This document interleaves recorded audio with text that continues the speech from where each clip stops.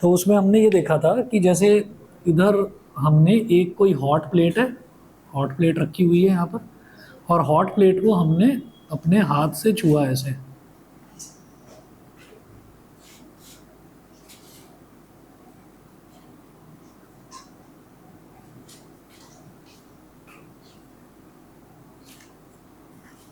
इसका हाथ बना दिया चिंपांजी का, उसको हाथ से छुआ। तो जब हाथ से छूते हैं तो आप ये देखिए कि यहाँ से जैसे हमने प्लेट को छुआ, तो छूने के बाद हाथ में से और फिर यहाँ तक पीछे, इसको स्कैप्यूला बोलते हैं, ये वाली जो जगह है, तो यहाँ तक जो इन्फॉर्मेशन जाती है कि जो प्लेट है वो हॉट है। स्कैप्यूला, SCA, हाँ SCAPULA, ये जो एक हड्डी सी नहीं होती इधर, ये वाली इसको, तो जो एक इधर होती है और एक इस तरफ होती है, हाँ, तो वहाँ तक इंफॉर्मेशन जाती है, और जाती किसके थ्रू है? सेंसरी, क्या सेंसरी न्यूरॉन्स के थ्रू जाती है। तो सेंसरी न्यूरॉन्स के थ्रू वो इन्फॉर्मेशन गई, इन्फॉर्मेशन जाने के बाद वो ब्रेन तक नहीं जाती, वो ब्रेन तक नहीं जाती, वो स्पाइनल कॉर्ड से ही वापस घूम कर आ जाती है, और मोटर न्यूरॉन बनते हैं। मोटर न्यूरॉन ये इंडिकेशन देते हैं किसको? मसल्स को, कि आप कॉन्ट्रैक्ट हो जाइए, तो मसल्स जो है वो कॉन्ट्रैक्ट हो जाती है। तो ये जो पाथ है ना, this path is called reflex arc. Motor neurons जो है इंफॉर्मेशन कैरी करते हैं, और वो जो हाँ हाँ, रिस्पॉन्स जो है वो मोटर न्यूरॉन्स ही, रिस्पॉन्स भी क्या है? इन्फॉर्मेशन ही तो है। तो वो रिस्पॉन्स कैरी करते हैं अपने अंदर। रिस्पॉन्स ये है कि भाई आपको मसल्स को जाकर इंस्ट्रक्शन देनी है कि आप कॉन्ट्रैक्ट हो जाइए। तो हाथ की मसल्स एकदम कॉन्ट्रैक्ट हो जाती हैं, खींचती हैं, तो हाथ पीछे आ जाता है। इसमें ब्रेन इन्वॉल्व नहीं होता, सिर्फ स्पाइनल कॉर्ड इन्वॉल्व होती है, क्योंकि प्रैक्टिस हो चुकी है बचपन से। कभी भी कोई गर्म चीज़ छुई तो एकदम से हम झटके से हाथ हटा लेते हैं। समझ गए? ठीक है। तो ये जो पाथ होता है ना, सेंसरी न्यूरॉन से मोटर न्यूरॉन तक का जो पाथ होता है, this path is called reflex arc. नहीं नहीं, ब्रेन तक पहुंचता ही नहीं है। एक्चुअली शुरुआत में पहुंच गया बचपन में एक बार ब्रेक तक। जब हमने गाड़ी चलानी शुरू करी, तो जब हम गाड़ी चलानी शुरू करते हैं तो गाड़ी में 3 पैडल होते हैं, एक क्लच के लिए होता है, एक ब्रेक के लिए होता है, और एक एक्सेलरेटर के लिए होता है, स्पीड बढ़ाने के लिए। तो कई बार ऐसा होता है कि जो हमको गाड़ी सिखा रहा है वो बोलता रहता है कि भाई ब्रेक लगाने, एकदम से सड़क खाली है, वो एकदम से बोलेगा ब्रेक, है ना। और क्या होता है कि जो भी पर्सन चला रहा है वो ब्रेक नहीं दबा पाता, वो उसी पैडल को प्रेस कर देता है जिस पैडल पर उसका पैर रखा हुआ है, यानी कि वो स्पीड ही दे देता है।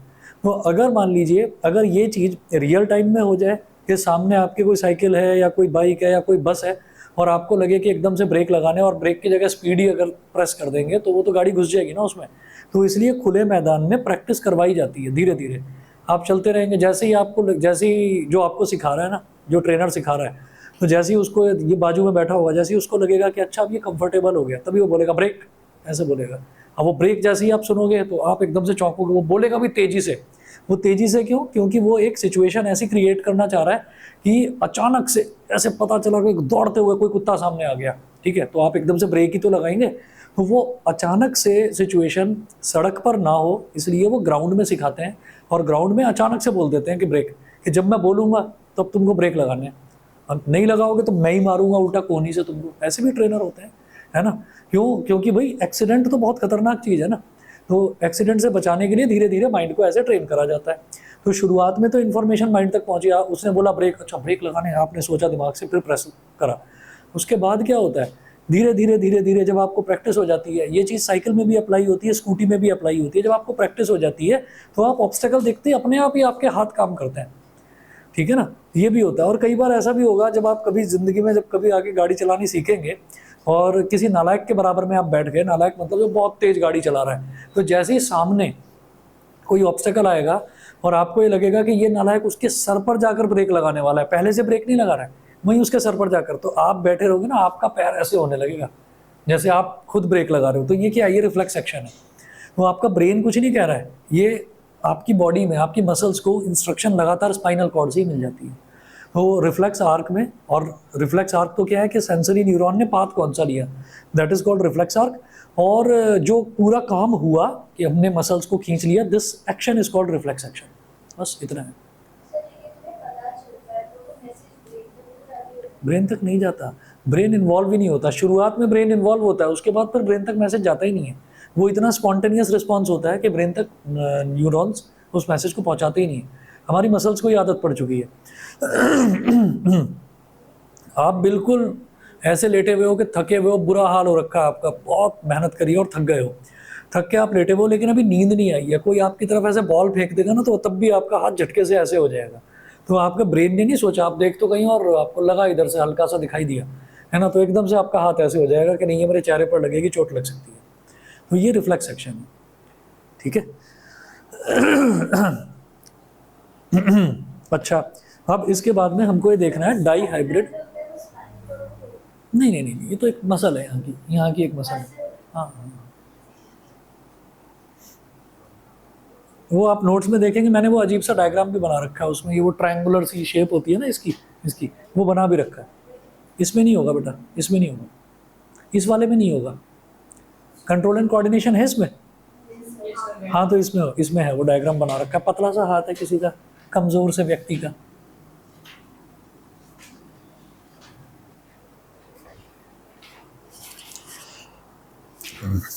भगवान पर भरोसा रखो, सब ठीक हो जाएगा, चिंता मत करो। मुंह लटका के बैठा हुआ है ऐसे हाथ रख के, क्या हो गया? तुम्हें भी आदत तो नहीं है देर रात तक जागने की, मोबाइल वोबाइल देखने की?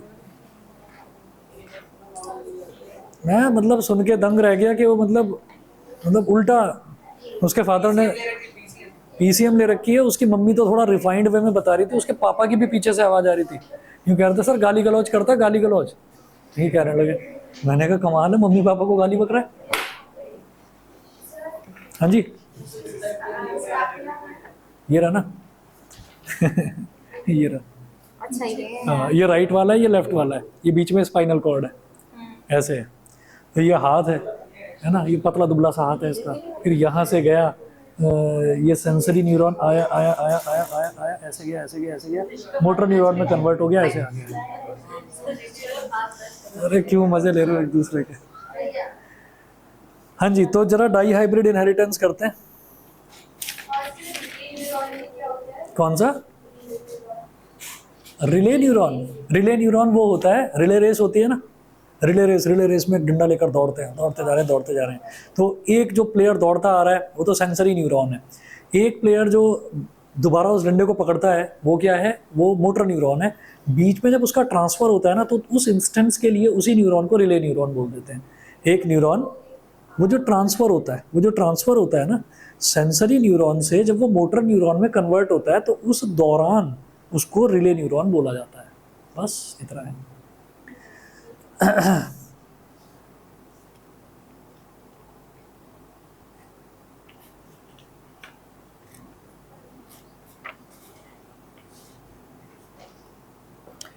चलिए जी, तो डाई हाइब्रिड में हमने कुछ ऐसा देखा। डाई हाइब्रिड में हमने देखा कि हमें 3 तरीके की जनरेशन करनी है। एक तो करना है पेरेंटल क्रॉस, पेरेंटल क्रॉस से प्रोड्यूस होगी F1 जनरेशन, फिर F1 क्रॉस करना है, F1 क्रॉस से प्रोड्यूस होगी F2 जनरेशन। तो हमने जो एक ट्रेट देखा था, एक कैरेक्टरिस्टिक देखी थी, वो हमने देखी थी टॉलनेस की और ड्वार्फनेस की। अब जो दूसरी कैरेक्टर, तो ये एक ही कैरेक्टरिस्टिक हुई ना, लंबाई और छोटाई, ये कैरेक्टरिस्टिक हो गई। अब उसके बाद बात करेंगे 2 अलग अलग तरीके की कैरेक्टरिस्टिक्स हैं, उनको मिक्स करके देखेंगे। इसको बोलते हैं dihybrid law of inheritance. Dihybrid, तो डाई हाइब्रिड में वैसे जो क्वेश्चंस हैं, कौन सा? ये मोनोहाइब्रिड। मोनोहाइब्रिड आसान है। मोनोहाइब्रिड में मैं फटाफट से रिकॉल करवा देता हूँ। देखिए ऐसा था, मोनोहाइब्रिड वाले में हमारे पास ये था कि हमने एक कैरेक्टरिस्टिक ली, सिंगल कैरेक्टरिस्टिक। सिंगल कैरेक्टरिस्टिक क्या हो गई कि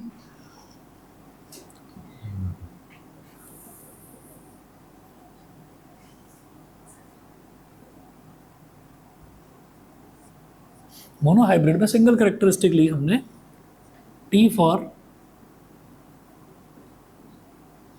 टॉलनेस और small t for dwarfness. T for tallness, small t is for dwarfness, ठीक है, लंबाई और छोटाई, ये हो गया। अब हमने ये कहा कि पेरेंटल जनरेशन की बात करते हैं, पेरेंटल क्रॉस।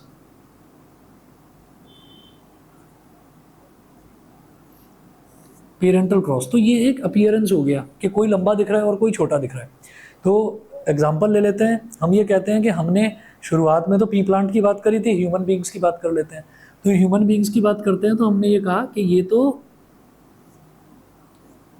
लंबा वाला पौधा है, या मतलब इंसान की अगर बात करें, ठीक है, तो इसको हम ये बोलेंगे कि इसका शुरुआत में पेरेंटल क्रॉस में मेंडल ने ये कहा था कि जब हम पेरेंटल क्रॉस की बात करते हैं तो हम ये कहते हैं कि भाई उनके पास वो टॉल हैं, तो उनके पास जीन्स दोनों टॉलनेस वाले ही हैं, तो ये है कैपिटल टी कैपिटल टी।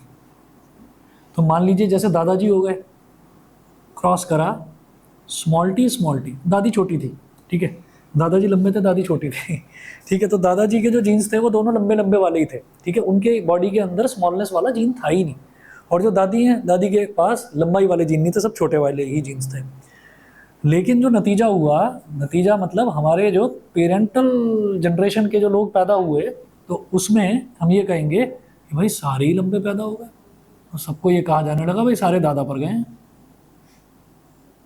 1 2 3 4, तो 4 अलग अलग कॉम्बिनेशन देख रहे हैं, वो पत्तियां वगैरह बना नहीं रहा पे इनकी, क्योंकि अब ह्यूमन बींग्स की बात कर रहे हैं ना। क्यों भाई, ह्यूमन बींग्स की कोई पत्ती वत्ती थोड़ी होती है, सर पे से पत्ती निकल रही हो, कुछ नहीं। ये मनी मन कुछ कह रहा है, तो क्या हो जाएगा, इसका हमने बता दिया था कि ये बनेगा, इसका genotype capital T small T, capital T small T, capital T small T और कैपिटल टी स्मॉल टी। तो ये कैसे बना, इसको कहते हैं पेरेंटल क्रॉस। और ये जो जनरेशन आई ना, ये जनरेशन आ गई F1 जनरेशन, F1 जनरेशन, ठीक है। अच्छा, तो अब क्या हुआ कि हमने ऐसे देखा कि ये मेल है, तो मेल का जो जीन्स थे वो कैपिटल टी थे, ठीक है, और जो फीमेल है, फीमेल के जीन्स स्मॉल टी थे।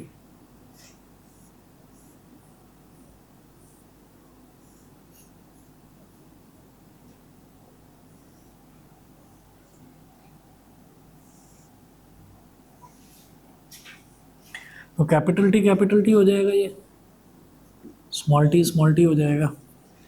तो अब कॉम्बिनेशन किस तरीके से होगा, ये मेल्स के जीन्स को स्प्लिट कर दिया, ये फीमेल के जीन्स को स्प्लिट कर दिया, तो capital T into small T, capital T small T, capital T small T, capital T small T. तो एवरी ह्यूमन बीइंग, कोई भी ह्यूमन बीइंग है, वो आधा अपनी मम्मी से और आधा अपने पापा से बना हुआ है, ठीक है। इसका मतलब उसके अंदर आधे जीन मम्मी के, आधे जीन पापा के हैं, ऐसा नहीं है कि वो टोटली पापा पर ही है। तो जैसे ये कह दिया गया कि भाई ये कोई मेल है और ये कोई फीमेल है, तो सारे के सारे बच्चे मेल पर चले गए, नहीं नहीं नहीं नहीं, सारे बच्चों की हाइट मेल पर चली गई। हो सकता है जो और कोई करेक्टरिस्टिक हो वो सारी की सारी फीमेल पर चली गई हो, वहाँ फीमेल के जीन्स डोमिनेटिंग, कहा नहीं जा सकता। तो हमने ये कहा कि ये जो जनरेशन की बात करी जा रही है, तो जनरेशन की बात का मतलब है कि ये दादा दादी वाली जनरेशन हो गई, ठीक है। तो उस दौरान एक मेल फीमेल के इतने सारे 4 ऑप्शंस, 4 बच्चे, है ना। तो हमने ये नहीं कहा कि 4 बच्चे हैं, ये 4 पॉसिबिलिटीज़ हैं कि जो भी मतलब होंगे बच्चे, जो भी होंगे वो सारे लंबे ही होंगे, ठीक। फिर उसके बाद हमने कहा कि एक पेयर ये हो गया मेल फीमेल का, एक पेयर कोई और हो गया, एक पेयर, तो ऐसे कितने पेयर्स होंगे, इनफाइनाइट पेयर्स। तो उन पेयर्स के जो ऑफस्प्रिंग होंगे, जिनको हम बायोलॉजी में प्रोजनी बोल देते हैं, उन्हीं प्रोजनी को अब F1 जनरेशन बोल दिया गया। फॉर एग्जाम्पल सन 2010 में जितने बच्चे पैदा हुए वो सारे के सारे एक जनरेशन कहलाएगी, है ना। 2010 में ही हुए हो क्या,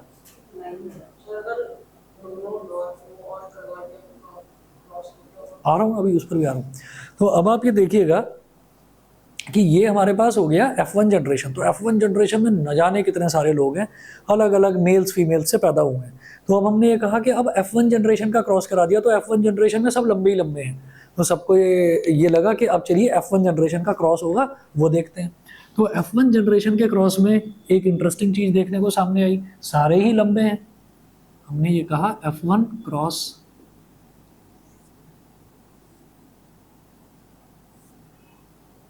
तो चाहे मेल हो चाहे फीमेल हो सब लंबे हैं। तो ये मेल हो गया कैपिटल टी स्मॉल टी, ये female capital T small T, cross करा दिया। क्रॉस कराने पर हमने ये देखा कि अब 3 आउटपुट तो लंबे आ रहे हैं और एक आउटपुट छोटा भी आ रहा है।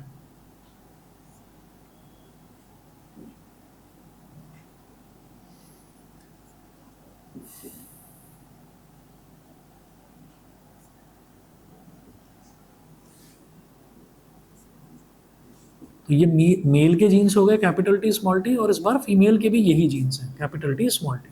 F1 जनरेशन की फीमेल्स भी सारी लंबी हुई। उसके बाद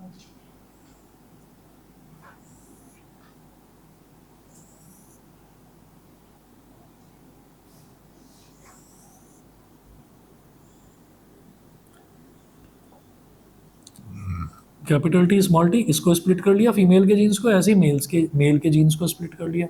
अब capital T capital T, capital T small T, small T capital T, लेकिन लिखा पहले कैपिटल लेटर जाता है, तो कैपिटल टी स्मॉल टी और स्मॉल टी स्मॉल टी। ठीक है, तो इसमें ये देखा कि मतलब जो आउटकम है, जो मतलब अपीयरेंस है, अपीयरेंस क्या है कि 3 पॉसिबिलिटीज़ ये हैं कि 3 जो हैं वो लंबे होंगे बच्चे, है ना, और एक चांस ये भी है कि एक बच्चा छोटा होगा पैदा। ठीक है, तो ये कह दिया जाता है कि अगर उनके जीन्स को देखा जाए, तो कैपिटल टी, भाई ये माँ बाप पर नहीं गया, तो दादा पर चला गया। ठीक है, स्मॉल टी, तो ये माँ बाप का क्या है genes, capital T small T, तो ये माँ बाप पर नहीं गया, ये तो दादी पर चला गया। समझ गए? तो इस तरह से हम ये कहते हैं कि जो जनरेशन है, मतलब ऐसा नहीं होता कि एक जनरेशन है तो उसकी जो ऑफस्प्रिंग होगी उसके अंदर सारी कैरेक्टरिस्टिक उसकी होंगी। कोई एंसेस्ट्रल जनरेशन से भी हो सकता है, कोई कैरेक्टरिस्टिक आ जाए। For example shape of fingers, ठीक है ना, shape of our years, shape of our knows, तो अलग अलग कैरेक्टरिस्टिक होते हैं। हम ये देखते हैं ना कि अगर हम कभी भी देख रहे हैं, और कभी आप देखिएगा कि आप किसी एक परिवार में चले जाओ, वहाँ पर मान लीजिए 2-3 अलग अलग भाई हैं, 2-3 बहनें हैं, ठीक है, तो उनके भी बच्चे हैं। तो अगर आप चले जाओगे तो आपको, और आप नए हो उस फैमिली के लिए, आप नए हो, तो आप जाओगे ना, आपको कहीं ना कहीं थोड़ी रिजेम्बलेंस सबके चेहरों में नजर आ जाएगी। ठीक है, कई फैमिलीज ऐसी होती हैं कि वहाँ पर ये दिखाई देगा कि सबके कंधे बड़े चौड़े चौड़े हैं, कई फैमिलीज ऐसी सबके कंधे ऐसे हैं लटके हुए, कई फैमिलीज ऐसी सबके सर बड़े बड़े हैं। तो हर फैमिली में कुछ ना कुछ आपको रिजेम्बलेंस नजर आ जाएगी, और वो रिजेम्बलेंस क्या होती है, वो आज से नहीं चली आ रही, वो पीढ़ी दर पीढ़ी, जनरेशन बाई जनरेशन चली आती हैं वो चीज़ें। तो कई बार ऐसा भी होता है कि हमारे great great great great grandfather के पैर बहुत बड़े हुआ करते थे, तो अब पता चला कि आगे कोई जनरेशन आई तो उसमें कोई बच्चा ऐसा है, भाई 11 नंबर का जूता है इसके पैर में, तो इतना बड़ा पैर, मम्मी पापा का भी इतना बड़ा पैर नहीं है, तो कहाँ से हो गया? तो भाई वो कहीं से एक रिसेसिव जीन चला आ रहा था, वो रिसेसिव जीन आज डोमिनेटिंग जीन हो गया है। तो ये होता है। हमें बहुत ज़्यादा डिटेल में जाना ही नहीं है, हमें तो बस ये 2 जनरेशन देखनी है। पेरेंटल क्रॉस, दादा दादी के कॉम्बिनेशन से जो पेरेंटल जनरेशन निकली वो ये हो गई F1 जनरेशन। F1 जनरेशन के कॉम्बिनेशन से जो बना ये हम लोग हो गए, बस इतना देखना है। तो ये F1 क्रॉस हुआ, तो F1 क्रॉस से मिल गई F2 जनरेशन। और फिर इसमें क्या देखना होता है, जो सवाल पूछा जाता है वो बताता हूँ। एक तो होता है जीनोटाइप। जीनोटाइप ये है कि जीन्स का कॉम्बिनेशन किस तरीके से है। तो यहाँ लिखेंगे जीनोटाइपिक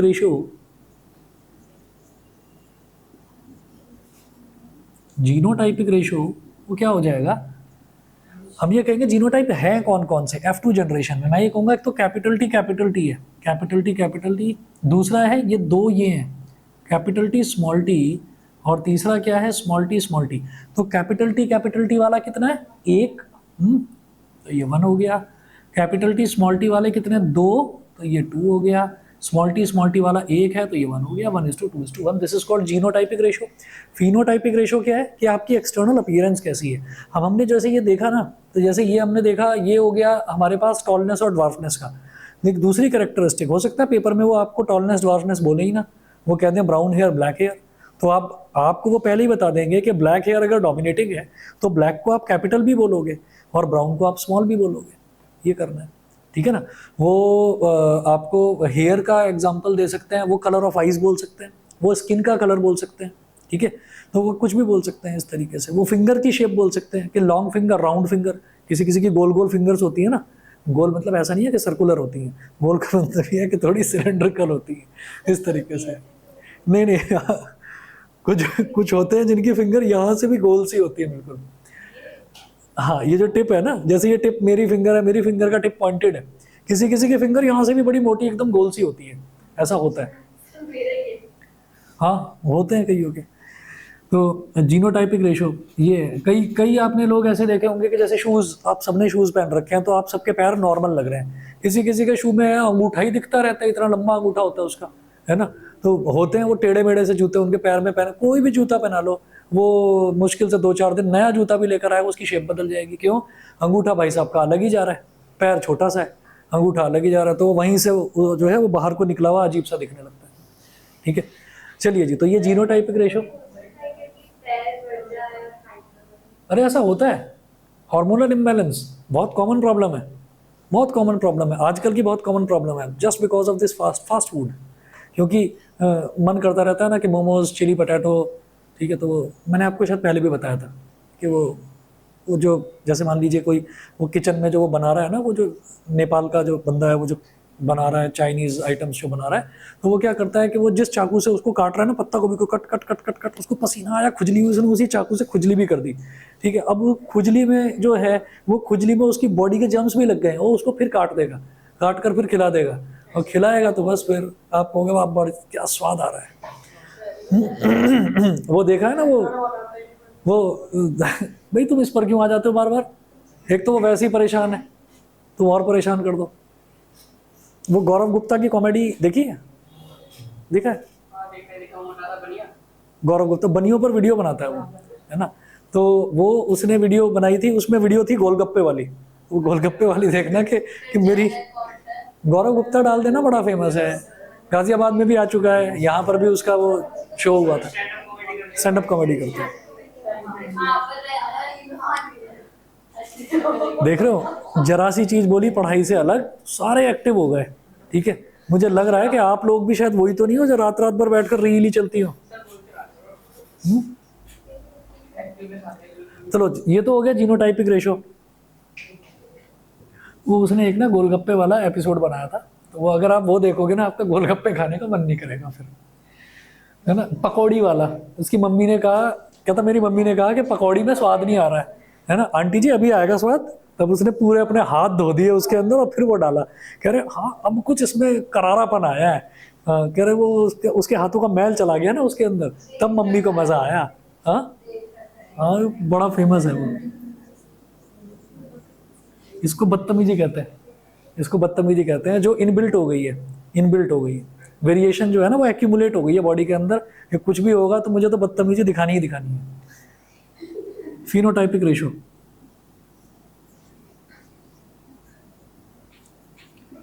फिनोटाइपिक रेशो का मतलब क्या है कि जो F2 जनरेशन है, F2 जनरेशन की जो ऑफस्प्रिंग्स है वो दिखती कैसी है। तो ये है 1 2 3, तो ये 3 क्या दिखाई दे रहे हैं? टॉल। तो फिनोटाइपिक रेशो में अपीयरेंस, तो अपीयरेंस में जीन्स का कॉम्बिनेशन नहीं लिखेंगे, अपीयरेंस, तो टॉलनेस इज टू ड्वार्फनेस। तो टॉलनेस, कितने टॉल हैं? 3, और कितने ड्वार्फ हैं? 1, तो 3:1, ये हो गया।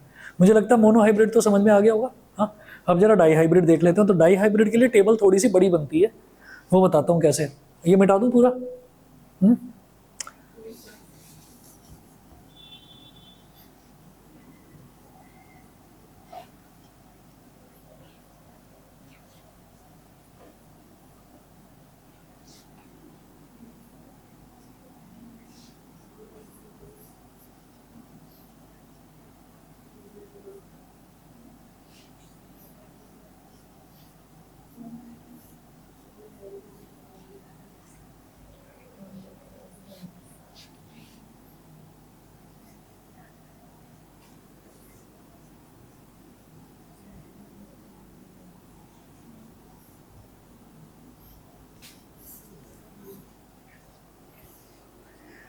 अच्छा जी, अब देखेंगे डाई हाइब्रिड इनहेरिटेंस।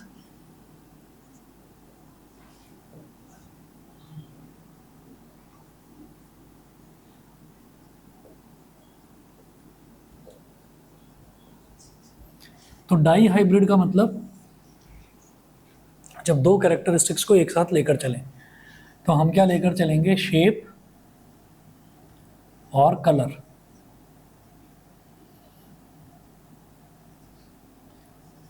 तो शेप लेंगे राउंड, राउंड को बोल देंगे कैपिटल आर, और एक होगा रिंकल्ड, रिंकल्ड को बोल देंगे स्मॉल आर। फिर आते हैं कलर पर, तो कलर होगा येलो, येलो होगा कैपिटल वाई और एक होगा ग्रीन, ग्रीन होगा स्मॉल वाई। ग्रीन के लिए जी यूज मत करना। तो क्या दे रखा है, दे रखा है कि इन्होंने येलो, येलो आपका डोमिनेटिंग है, तो जो डोमिनेटिंग वाला है उसी का हम अल्फाबेट ले लेते हैं, उसको कैपिटल लेटर से रिप्रेजेंट करते हैं। हाँ, ये गिवन होता है, किसी भी क्वेश्चन में गिवन होगा कि डोमिनेटिंग ट्रेट कौन सा है और रिसेसिव ट्रेट कौन सा है। ठीक, अच्छा जी। अब इसके बाद हम ये कहेंगे कि अब इनका कॉम्बिनेशन किस तरीके से होगा। तो इनके लिए ना, इनके लिए चार्ट थोड़ा सा डिफरेंट बनाया जाएगा, समझना। हम सबसे पहले यहां पर लिखेंगे पेरेंटल क्रॉस। तो सभी बच्चे लिख लीजिए मेरे साथ, पेरेंटल क्रॉस।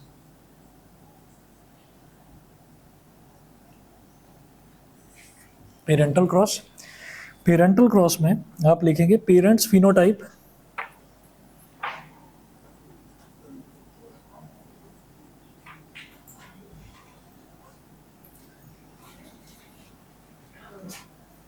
पेरेंट्स फिनोटाइप, ये क्या होगा,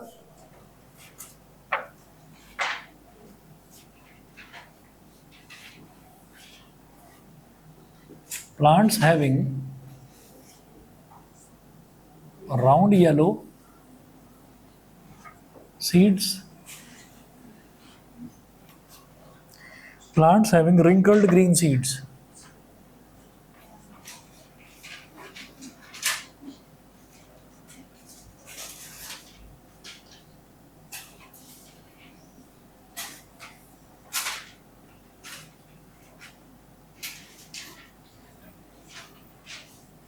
plants having round yellow seeds, plants having wrinkled green seeds, ये हुआ। आगे लिखेंगे factors of inheritance.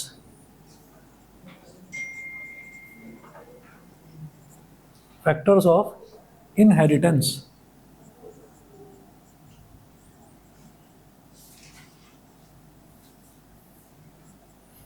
Factors of inheritance, इसमें लिखेंगे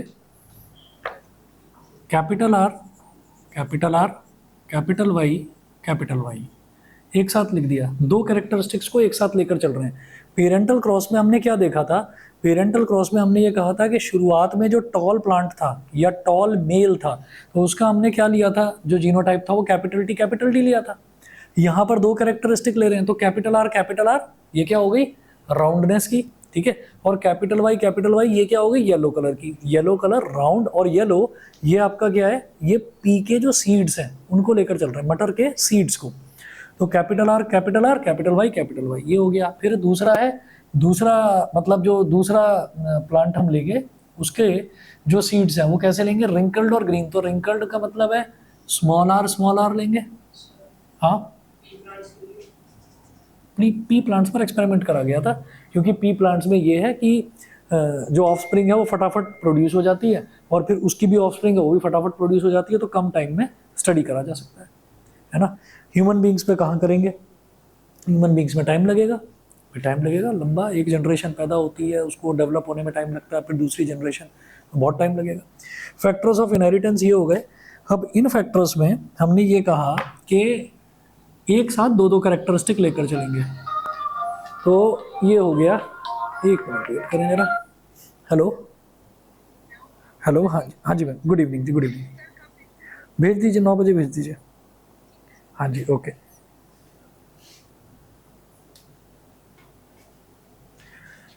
तो क्या हुआ कि आपने यहाँ पर लिखा कैपिटल आर, कैपिटल वाई, भाई ये इसके साथ कंबाइन कर गया, तो कोई भी किसी के भी साथ कंबाइन करे, चाहे इसमें से एक आर उठा लो, इसमें से एक वाई उठा लो, तो आर वाई हो गया।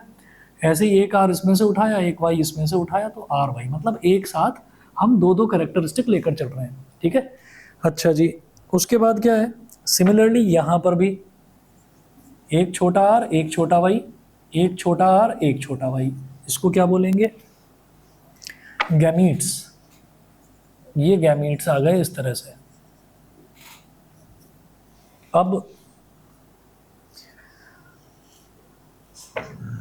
अब लिखेंगे फ्यूजन ऑफ गैमीट्स। यहां लिखेंगे फ्यूजन। फ्यूजन का मतलब होता है कॉम्बिनेशन, फ्यूजन ऑफ गैमीट्स। तो जब फ्यूजन होगा तो फ्यूजन किस तरीके से होगा, फ्यूजन ऐसे होगा कि पहला तीसरे के साथ कंबाइन कर सकता है और पहला चौथे के साथ कंबाइन कर सकता है।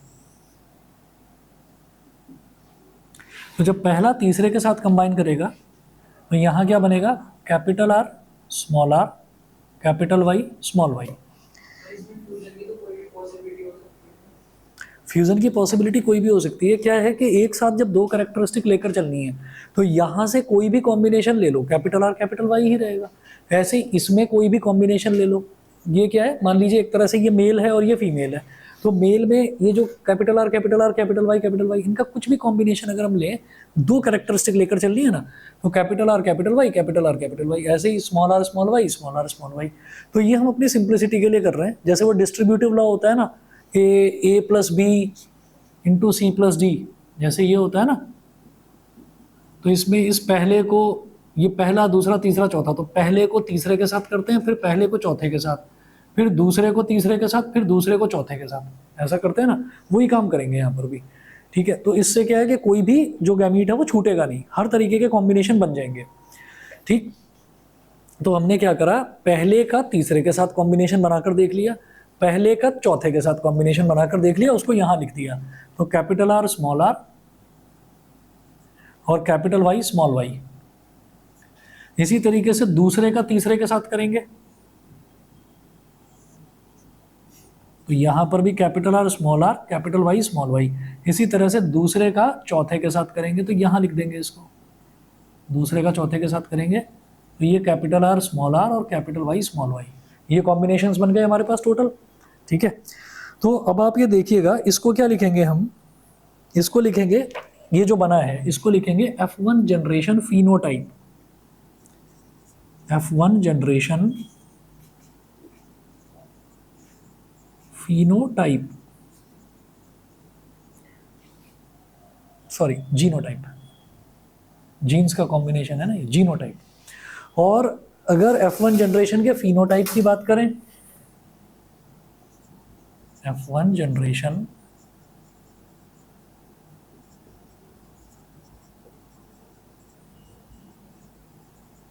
फिनोटाइप,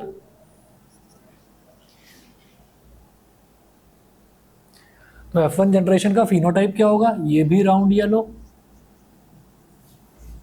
ये भी राउंड येलो, अगला भी,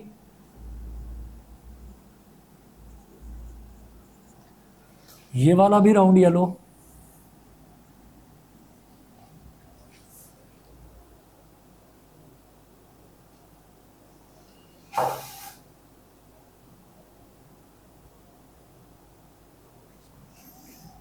ये भी राउंड येलो,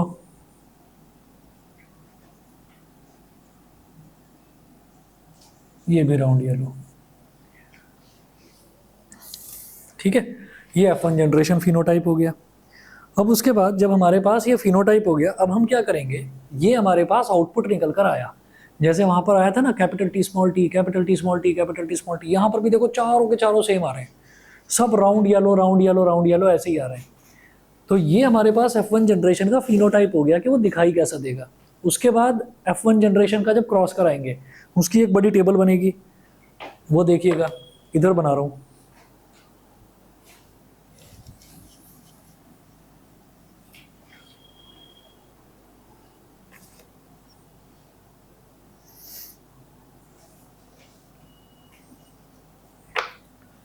यहां लिखेंगे अब F1 cross.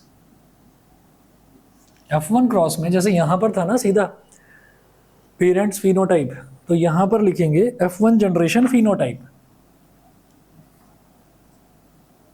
F1 generation phenotype, generation को GEN लिख दिया बस। यहां पर लिखेंगे राउंड येलो सीड्स,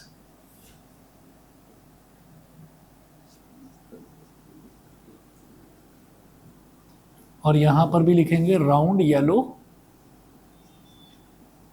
सीड्स,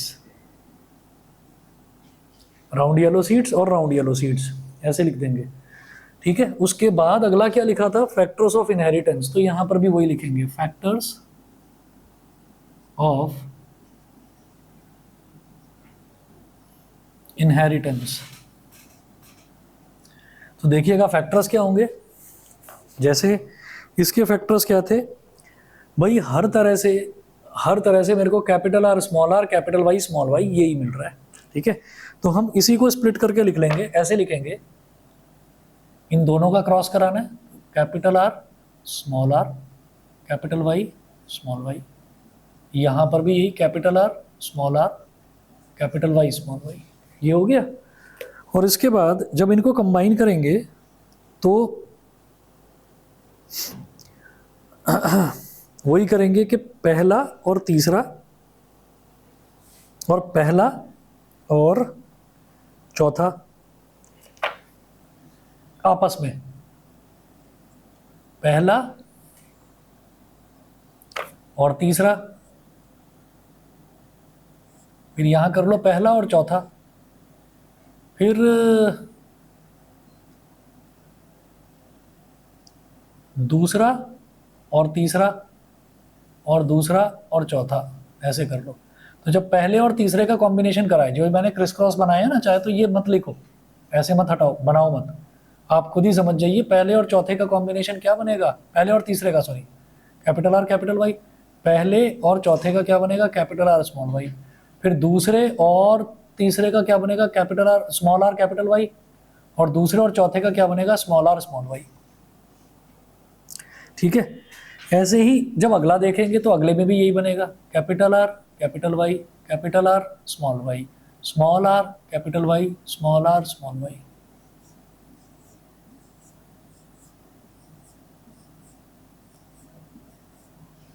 ये बन गए। तो भाई ये तो बड़े अलग अलग बन गए, ये तो अलग अलग बन गए, इनका क्रॉस कराना है, ठीक है। इसको क्या लिखेंगे, ये क्या बने हैं, जैसे यहाँ पर ये क्या बने थे, ये गैमीट्स बने थे ना, ये पहला और दूसरा सेम ही था, इसका तीसरा और चौथा ये सेम ही था, लेकिन यहाँ क्या, पहला दूसरा तीसरा चौथा चारों अलग है, ठीक है। तो ये क्या है, गैमीट्स, ये गैमीट्स बन गए। अब इनका फ्यूजन देखिएगा, फ्यूजन मतलब कॉम्बिनेशन, ठीक है। मैं बस 5 मिनट और लूंगा, कंप्लीट ही हो जाएगा फिर ये मिटा रहा हूं इधर से।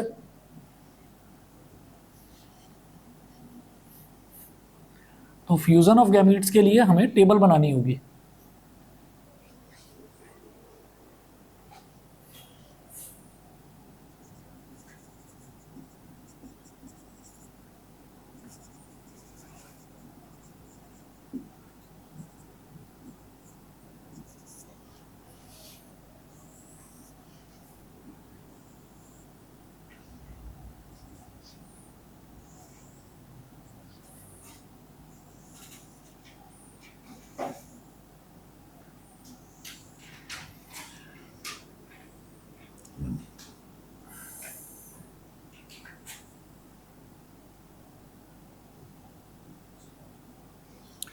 ठीक है, तो फ्यूजन ऑफ गैमीट्स के लिए टेबल बनाएंगे। टेबल में यही लिखेंगे आप, capital R capital Y, capital R small Y, capital R capital Y, capital R small Y, small R capital Y, small R small Y. समझ गए? याद ना रहे तो याद रखना कि पहले दोनों टर्म सेम रहेंगे, capital R small R small R, अगले ऑल्टरनेट आएंगे, capital Y small Y, capital Y small Y. Same चीज यहां पर आ जाएगी, capital R capital Y, capital R small Y, small R capital Y, small R small Y. Combine करवा दीजिए, capital R capital Y कैसा दिखेगा, कैपिटल आर दोनों डोमिनेटिंग है, यानी कि दोनों राउंड दिखेंगे, मतलब राउंड, तो राउंड और येलो। फिर ये इसके साथ कंबाइन करेगा, capital R capital Y small Y, तो कैपिटल वाई स्मॉल वाई कोई बात नहीं है, डोमिनेटिंग है, रिसेसिव को तो सप्रेस कर देगा, तब भी येलो ही दिखाई देगा, तो ये क्या हो जाएगा, राउंड येलो, राउंड येलो। फिर capital R capital Y, again round yellow. फिर capital R capital Y small Y, round yellow. फिर capital R capital Y small Y, round yellow. फिर से कैपिटल आर स्मॉल वाई, इस बार small Y है, तो round और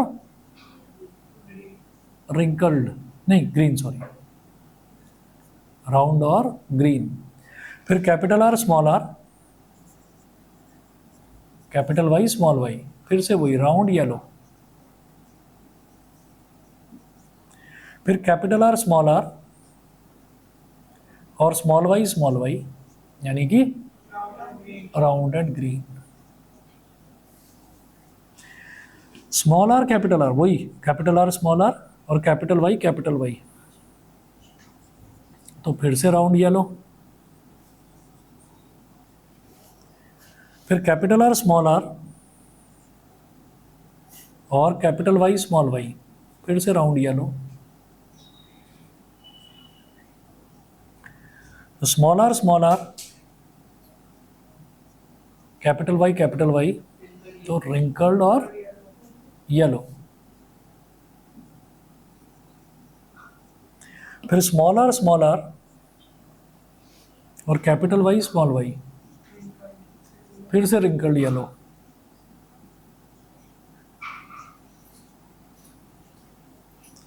फिर स्मॉल आर कैपिटल आर, यानी कि वही capital R small R, capital Y, round yellow. फिर कैपिटल आर स्मॉल आर और स्मॉल वाई, तो राउंड ग्रीन। फिर small R capital Y, wrinkled yellow.